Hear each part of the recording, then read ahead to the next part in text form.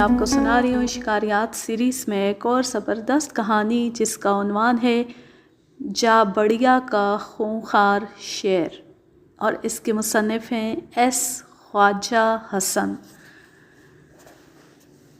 کہانی شروع کرنے سے پہلے آپ سے ایک درخواست ہے، اگر آپ نے ابھی تک اس چینل کو سبسکرائب نہیں کیا ہوا تو اسے سبسکرائب کر لیں اور بیل آئیکن کو ضرور پریس کریں تاکہ آنے والی ہر نیو ویڈیو کی نوٹیفیکیشن آپ کو بر وقت ملتی رہے۔ اور اگر کہانی پسند آئے تو ویڈیو کو لائک کیجئے گا، زیادہ سے زیادہ شیئر کیجئے گا اور اچھا سا کامنٹ کیجئے گا۔ تو چلیں شروع کرتے ہیں۔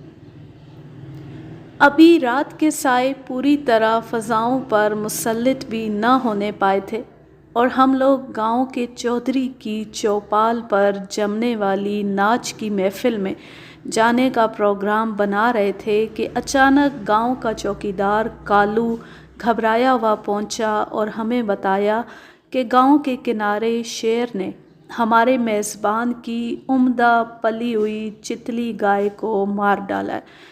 اس خبر کو سن کر ہمارے میزبان کی جو کیفیت ہو سکتی تھی وہ تو خیر ظاہر ہی ہے۔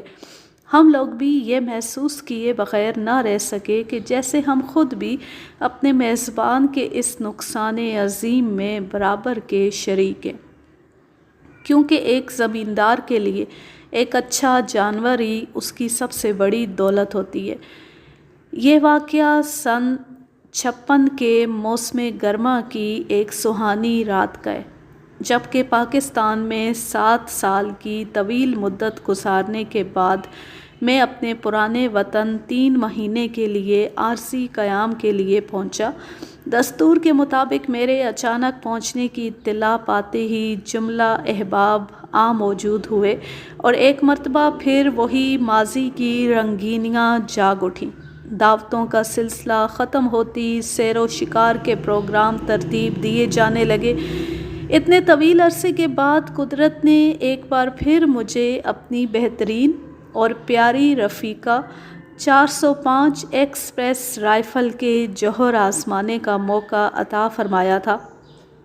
ابھی مجھے پہنچے ہفتہ عشرہ ہی ہوا تھا کہ ایک دن جب کہ ہم چند احباب تاش کھیلنے میں مصروف تھے، شام کی ڈاک سے ایک پوسٹ کارڈ ملا جسے ہمارے دوست جا بڑیا کے جاگیردار اسماعیل محمد خان نے بھیجا تھا اور مجھے جمیل اور اعجاز کے ساتھ اپنی جاگیر میں جو بندیا چل رینج کے نشیبی علاقے میں 4-5 موزوں پر مشتمل ہے شیر کے شکار کی دعوت دی تھی۔ اس کارڈ کا متن یہ تھا: ایک شیر قرب و جوار کے دیہات میں بہت سے مویشیوں کو نقصان پہنچا رہا ہے اور اب اس حد تک بے باک ہو چکا ہے کہ سر شام ہی گاؤں میں داخل ہو کر مویشی مار کر لے جاتا ہے، جس سے تمام قرب و جوار کے دیہات میں بڑی سراسیمگی اور سنسنی پھیلی ہوئی ہے۔ تاش میں مسلسل ہارنے کی وجہ سے جو کدورت طبیعت پر مسلط ہو گئی تھی اسے اس دعوت نے یکسر دور کر دیا اور ہم لوگ جلد سے جلد جا بڑیا پہنچنے کا پروگرام مرتب کرنے لگے۔ اپنے دوست اسماعیل محمد خان کو فوراً ہی مطلع کر دیا کہ ہم 2 دن بعد رات کی گاڑی سے پہنچ رہے ہیں۔ آخرکار ضروری لوازمات سے لیس ہو کر ہماری مختصر سی پارٹی جا بڑیا کے ریلوے اسٹیشن پر رات کے 10 بجے اتری۔ جا بڑیا کا اسٹیشن آبادی سے تقریباً 11 میل دور بالکل ویرانے میں واقع ایک پتھروں سے بنی ہوئی چھوٹی سی عمارت میں ہے۔ اسی سے ملحق ایک اور عمارت ہے جس کے 2 حصے کر دیے گئے ہیں، جن میں سے ایک میں اسٹیشن ماسٹر اور دوسرے میں 2 کلی رہتے ہیں۔ ان عمارتوں کے مکینوں کو درندوں وغیرہ سے محفوظ رکھنے کے لیے چاروں طرف موٹی جالی کی باڑ تقریباً 12 فٹ اونچی لگا دی گئی ہے۔ ان 2 چھوٹی چھوٹی عمارتوں کے علاوہ وہاں اور کوئی بستی نہیں ہے۔ اسٹیشن پر روشنی کا بھی کوئی معقول بندوبست نہیں۔ وہی ایک عدد لیمپ ایک سنگی چبوترے پر رکھا ٹمٹما رہا تھا۔ مختصر یہ کہ ہم جلد از جلد ٹکٹ دے کر اس عمارت سے باہر نکلے جہاں جاگیردار صاحب کے 2 ملازم ایک آرام دہ بیل گاڑی لیے منتظر تھے۔ گاڑی میں اپنا مختصر سا سامان بار کرنے کے بعد موزہ جا بڑیا کے لیے روانہ ہوئے۔ گاڑی کا کچا اور ناہموار راستہ، دونوں طرف گھنے جنگل یا کہیں کہیں سرسبز و شاداب کھیتوں سے گھرا ہوا تھا۔ دوران سفر شکاریوں میں سے ایک نے، جس کا نام بلبیر تھا اور جو خود 2 مرتبہ جاگیردار صاحب کے ہمراہ اس خونخوار شیر کے شکار میں پیش رہ چکا تھا، ہمیں ان مقامات کی تفصیل بتانی شروع کی جہاں جہاں اب تک وہ شیر مویشیوں کا شکار کر چکا تھا۔ مگر چونکہ ان جنگلوں میں شکار کھیلنے کا یہ ہمارا پہلا اتفاق تھا، اس لیے اس کی زبانی سنے ہوئے حالات سے ہم کوئی صحیح اندازہ نہ کر سکے، سوائے اس کے کہ شیر ضرورت سے زیادہ چوکنا ہے۔ غرض اسی قسم کی گفتگو میں وقت گزرا اور تقریباً 2 گھنٹے کی تھکا دینے والی مسافت طے کر کے ہماری گاڑی جابڑیا میں داخل ہو کر دالانوں سے گھری ہوئی کافی وسیع عمارت کے سامنے رکی، جس کی آواز سنتے ہی جاگیردار صاحب جو ہمارے منتظر تھے بڑے پرتپاک طریقے پر ہمیں لینے گاڑی تک آئے۔ ان کی رہنمائی میں ہم اس عمارت کے ایک کشادہ کمرے میں پہنچے جو ان کے اجداد کے زمانے کے دقیانوسی مگر صاف ستھرے فرنیچر سے آراستہ تھا۔ یہی کمرہ ہمارے قیام کے لیے مخصوص کیا گیا تھا۔ اس کی دیواریں شیروں اور چیتوں کی کھالوں اور چوپایوں کے سروں سے سجی ہوئی تھی۔ فرش پر قالین کی جگہ بھورے اور سیاہ ریچھوں کی بڑی بڑی کھالیں بچھی ہوئی تھیں۔ دوسرے دن غسل اور ناشتے وغیرہ سے فارغ ہونے کے بعد رات والے شکاری بلبیر کو ساتھ لے کر جنگل کے ان مقامات کو دیکھنے روانہ ہوئے جہاں وہ شیر اب تک وارداتیں کر چکا تھا۔ سب سے پہلے بلبیر نے ہمیں وہ جگہ دکھائی جہاں 2 روز قبل اس شیر نے گاؤں کے چودھری کی گائے مار کر کھائی تھی۔ یہ جگہ گاؤں سے بمشکل 2 میل دور ایک پہاڑی نالے کے کنارے ککرندے کی گھنی جھاڑیوں اور پتھر کی کراروں سے گھری ہوئی تھی۔ اسی طرح شام تک بلبیر کی رہنمائی میں جنگل کے ان تمام خاص مقامات کا جائزہ لیا جن مقامات پر وہ خونخوار شیر اب تک مختلف دیہات کے بہترین مویشی ہڑپ کر چکا تھا۔ ہم اس نتیجے پر پہنچے کہ کسی خاص جگہ کا تعین کر کے اور وہاں مچان بندھوا کر شیر پر قابو پانا مشکل ہے، کیونکہ جاگیردار صاحب کی وہ تمام کوششیں بیکار ثابت ہو چکی تھیں جو انہوں نے مختلف مقامات پر بھینسیں بندھوا کر شیر کو مارنے کے لیے اب تک کی تھی۔ غالباً شیر بھی سمجھتا تھا کہ رسوں سے بندھا ہوا بھینسا اس کے لیے پیغام اجل ثابت ہو سکتا ہے۔ جہاں شیر کی چالاکی اور مستعدی کا یہ عالم ہو، وہاں بجز اس کے کوئی چارہ نہ تھا کہ اس کے تازہ شکار کا انتظار کیا جائے۔ غرض جب ہم گاؤں واپس ہوئے تو سورج غروب ہو چکا تھا۔ دن بھر کی دوڑ دھوپ نے بھوک کافی چمکا دی تھی، اس لیے فوراً ہی نہا دھو کر کھانے سے فارغ ہو گئے اور ابھی ہم ناچ کے اس پروگرام میں کچھ وقت گزارنے کا ارادہ کر ہی رہے تھے کہ وہ واقعہ پیش آیا جو شروع میں تحریر کیا گیا ہے۔ کالو چوکیدار، جس نے یہ روح فرسا خبر آ کر سنائی تھی، اب تک خوف اور دہشت سے کانپ رہا تھا۔ اس کی زبانی صرف اتنے ہی حالات کا پتہ چل سکا کہ سرِ شام ہی جبکہ گاؤں کے سارے مویشی واپس آ رہے تھے اور جاگیردار صاحب کی وہ چتلی گائے پانی پینے کے لیے ندی کی کرار میں اتر رہی تھی، اس شیر نے جو قریب ہی جھاڑیوں میں گھات لگائے بیٹھا تھا، اچانک گائے کو آن دبوچا اور اسے کھینچتا ہوا سامنے کے جنگل میں روپوش ہو گیا، اور اس طرح اس نے اپنے اب تک کے کیے ہوئے شکاروں میں ایک اور کا اضافہ کر لیا۔ ہمارے لیے ایک ایک لمحہ قیمتی تھا، کیونکہ یہ طے شدہ تھا کہ شیر اب تک گائے کا کچھ حصہ کھا کر باقی ماندہ کو جھاڑیوں میں چھپا کر دور جا چکا ہوگا۔ چنانچہ فوراً ہی کالو کی معیت میں ہم لوگ رائفل اور ٹارچ کے ساتھ اس مقام کو روانہ ہو گئے۔ ٹارچوں کی روشنی میں راستے دیکھتے، گھنی جھاڑیوں اور اونچے نیچے گڑھوں سے گزرتے، آخر ہم ندی کی اس کرار پر جا پہنچے جس کے نیچے ککروندے، ببول اور کھجور کی گھنی جھاڑیوں کا سلسلہ حد نگاہ تک چلا گیا تھا۔ جنگل بے حد گھنا تھا اور ہر جانب تاریکی اور سناٹے کی حکمرانی تھی۔ جس مقام پر ہم کھڑے تھے اس کے نیچے چند قدم کے فاصلے پر ٹارچ کی روشنی کے دائرے میں خون کے وہ تازہ نشانات صاف نظر آ رہے تھے جو گائے کے نرخرے سے اس وقت نکلا ہوگا جب شیر نے اسے دبوچا ہوگا۔ خون کی موٹی لکیر اور گائے کے گھسیٹنے کے نشانات یہ ظاہر کر رہے تھے کہ شیر اپنے شکار کو اس مقام سے شمال مغرب کی جانب لے گیا۔ چنانچہ نہایت احتیاط سے دبے پاؤں ہر آہٹ پر کان دھرے ہم نے ان نشانات کی رہنمائی میں آگے بڑھنا شروع کیا۔ شیر کی قوت کا مظاہرہ ہر قدم پر ہمیں حیرت میں ڈال رہا تھا۔ جب ہماری نظر ان گھنی جھاڑیوں اور چھوٹے موٹے درختوں پر پڑتی جو شیر کے راستے میں اس وقت حائل ہو کر بری طرح کچلے جا چکے تھے جب وہ گائے کی بھاری لاش منہ میں دبائے لے جا رہا ہوگا۔ جنگل کا یہ خطہ جس میں اس وقت ہم چل رہے تھے نسبتاً زیادہ گھنا تھا اور ہر جھاڑی شیر کی موجودگی کا احساس دلا رہی تھی۔ تقریباً 1 فرلانگ کے فاصلے کے بعد نشانات ایک نالے کے کنارے جا کر ختم ہو گئے اور چونکہ آس پاس کوئی نشان نظر نہیں آ رہا تھا اس سے یہ اندازہ ہوا کہ شیر نے مردہ گائے سمیت جست لگا کر یہ نالہ پار کیا ہوگا۔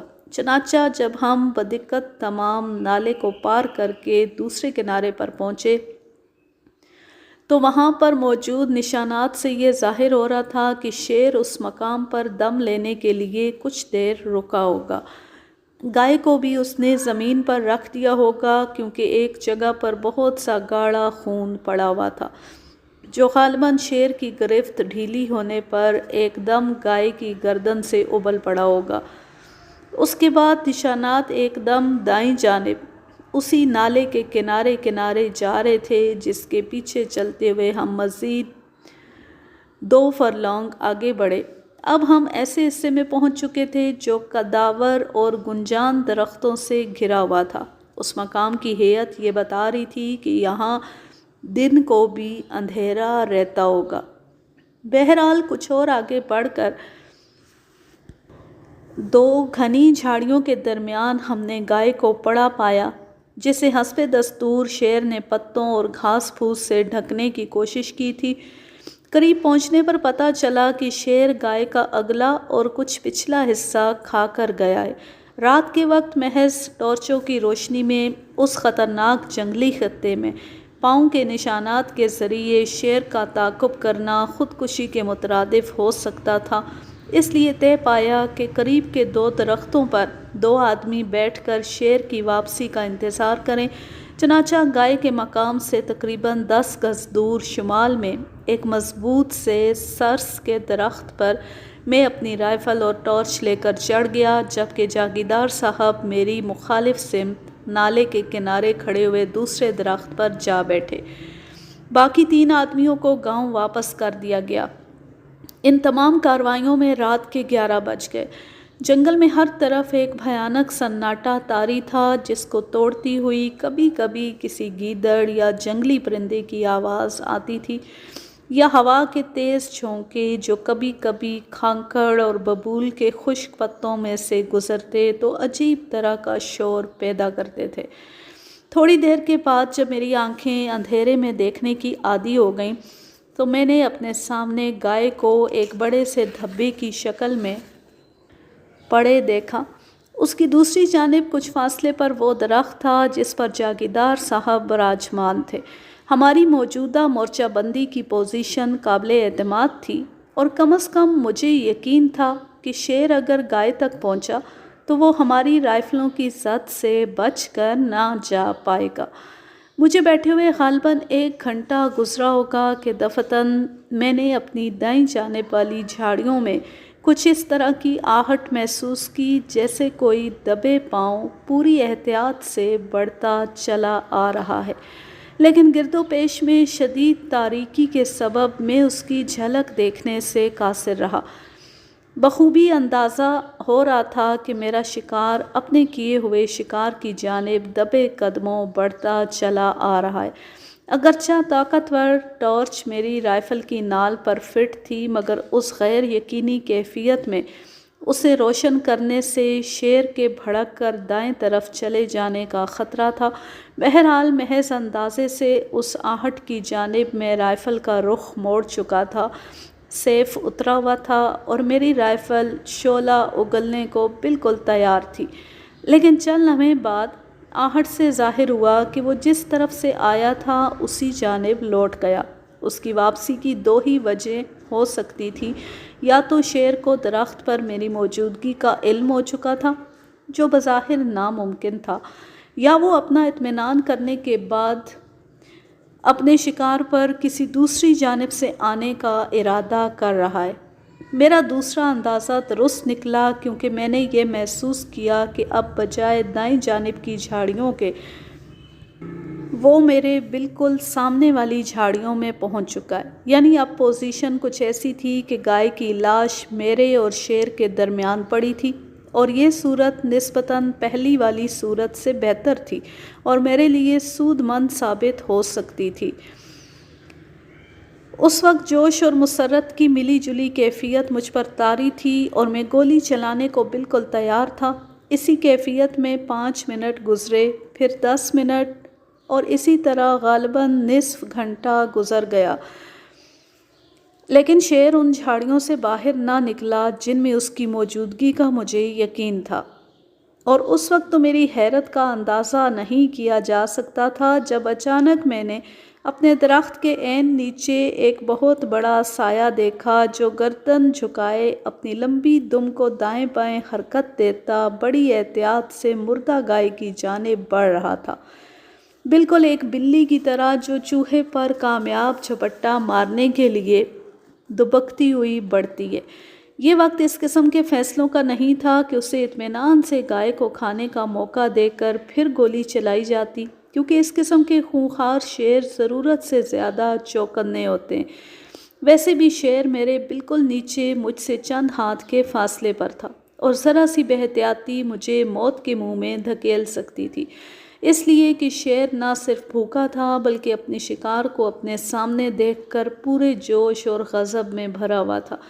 شیر اب آہستہ آہستہ بڑھ رہا تھا اور اس کی ایک ایک حرکت مجھے صاف نظر آ رہی تھی۔ جو ہی وہ چند قدم بڑھ کر اپنی گرد و پیش کا جائزہ لینے رکا اور اپنی دائیں جانب سر کو گھمایا، میں نے اس موقع سے پورا فائدہ اٹھاتے ہوئے اس کی داہنی کن پٹی پر گولی چلا دی۔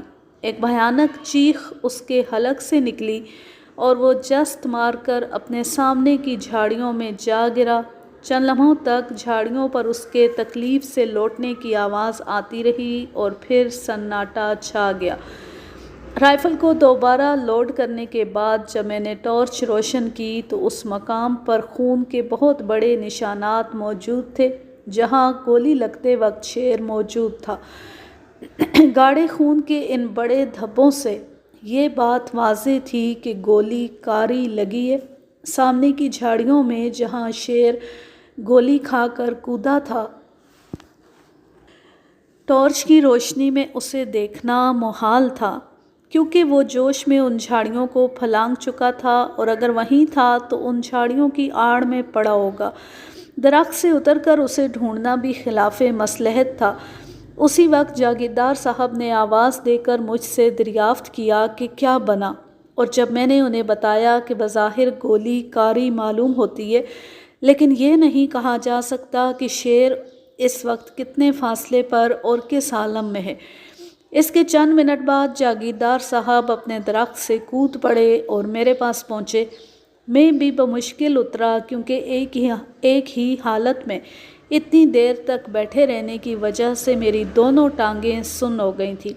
بہرحال گرتا پڑتا نیچے اترا اور پھر ان حضرت کو پوری کیفیت سمجھانے کے بعد ہم دونوں نے پوری احتیاط سے اس جھاڑی کی جانب پیش قدمی شروع کی جس کے پیچھے ہمارے اندازے کے مطابق شیر کی موجودگی کا امکان تھا۔ چند لمحوں میں ہی ہم نے اس جھاڑی کو پار کر لیا۔ جاگیردار صاحب کی ٹارچ کی روشنی کا دائرہ دو جھاڑیوں کے درمیان اس جگہ پر پڑا جہاں وہ خونخوار درندہ زندگی اور موت کی آخری جد و جہد میں مبتلا تھا۔ ہم نے دیکھا کہ وہی شیر جو چند دنوں میں قرب و جوار کے بہترین مویشیوں کو اپنا لقمہ تر بنا چکا تھا، ایک جھاڑی کی جڑ میں اپنے پرخچے اڑے ہوئے سر کے ساتھ موت سے ہمکنار تھا۔ ہمارے دیکھتے دیکھتے اس کا کئی من وزنی جسم ایک جھرجھری لے کر ہمیشہ ہمیشہ کے لیے ساکت ہو گیا۔ اس کہانی کا ماخذ ہے سیارہ ڈائجسٹ، ستمبر سن 1965۔ اب میں لیتی ہوں آپ سے اجازت، جہاں رہیں خوش رہیں، شاد و آباد رہیں، ہنستے مسکراتے رہیں۔ اللہ حافظ، اللہ نگہبان۔